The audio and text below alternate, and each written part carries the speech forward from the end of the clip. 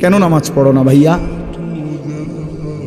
এই বাপ, মুসলমানের বাচ্চা, কেন নামাজ পড়ো না? ছেলেরা আমার, কেন নামাজ পড়ো না? কেন নামাজ পড়ো না? মালিক আর কেমনে বললে নামাজ পড়তে?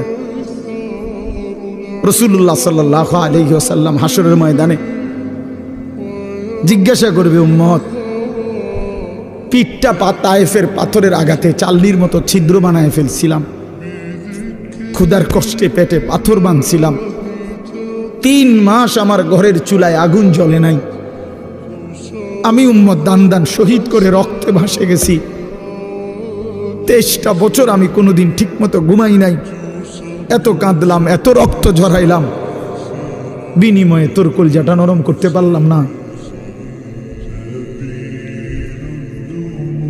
তোর দিলটা নরম করতে পারলাম না উম্মত।